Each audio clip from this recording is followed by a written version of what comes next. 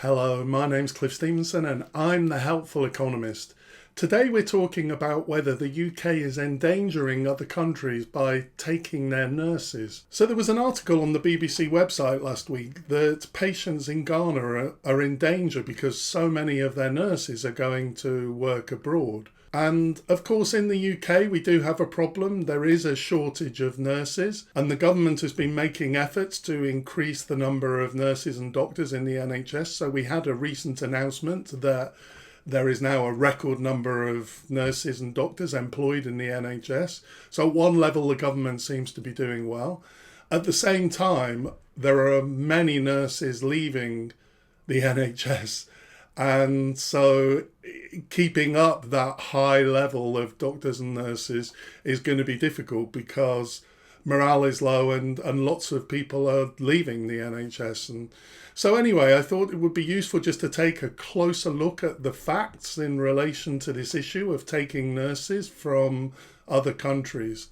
So the International Council of Nurses described this situation as being out of control and pointed out that 6 or 7 high-income countries have been recruiting nurses from the countries with the weakest and most vulnerable health systems. In 2021-22, the UK engaged 23,000 non-UK nurses, and here are the top 20 places in which those nurses were trained. Now, the World Health Organization has a list of 55 countries, the support and safeguard lists of, and these are countries which have fragile health systems and where there is international agreement that countries won't actively recruit in those countries. And we can see that in 2021-22, the UK actually recruited nurses from 4 of those countries. Now, it didn't actively recruit them, but it did accept applications from those countries. If we compare the nursing situation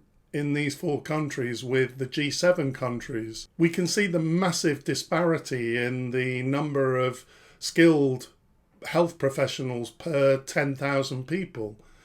In Ghana, there are 10.2 health professionals per 10,000 people, whereas in the UK we have 112.5. Now, the UK took 831 nurses from Ghana in 21-22, and given that Ghana has 10.2 health professionals per 10,000 people, 831 nurses affects 815,000 patients in Ghana.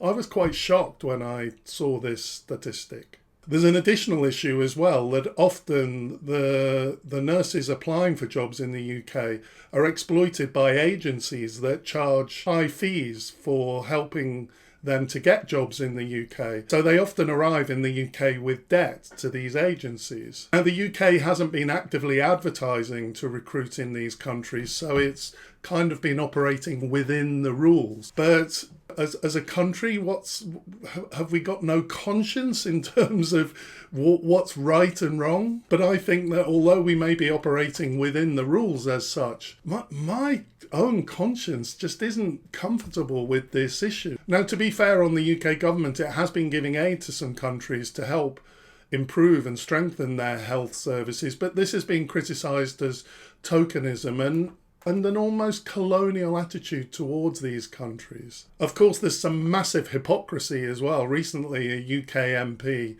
was saying that when nurses leave the NHS, UK nurses leave the NHS to go and work abroad, that they should repay their training. And the hypocrisy here, of course, is that the UK doesn't compensate Ghana or Nigeria for the fact that these nurses have been trained there. So why are we in this situation? Well, firstly, we have to say that Brexit has affected this situation. Looking at the percentage of overseas staff from different countries in the NHS, we can see that for nurses, there's been a decrease of EU nurses since the Brexit vote in 2016. It's gone down from 7.4% to 5.1%. And there's been a significant increase in Asian and African nurses. This is only part of the story. There's actually been a fall in UK nurses. The percentage of nurses leaving, around 1 in 10 UK nurses leave every year, and actually this reached an all-time high in 2022. Now, these issues are complex. Of course, if I was in charge of a hospital and I've got long waiting lists and there's a shortage of nurses, I can totally understand that employing nurses from anywhere is desirable. And also, I think from the point of view of nurses in Ghana, why should they be denied the right to come to the UK if they want to? However, there's something about all of this that just isn't right. These countries are already suffering in terms of fragile systems, and taking nurses from those countries, it's not okay. So what's the answer? Well, I think we need to stem the tide of new UK nurses leaving the NHS.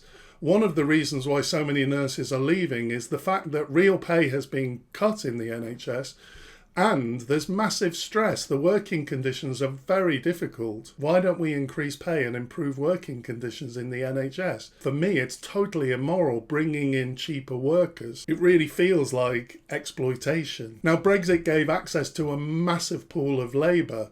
And with the single market and harmonisation of social legislation, this provided a consistent pool of labour that could be tapped into. Of course, there is a genuine problem in terms of funding the NHS, but there has to be another solution.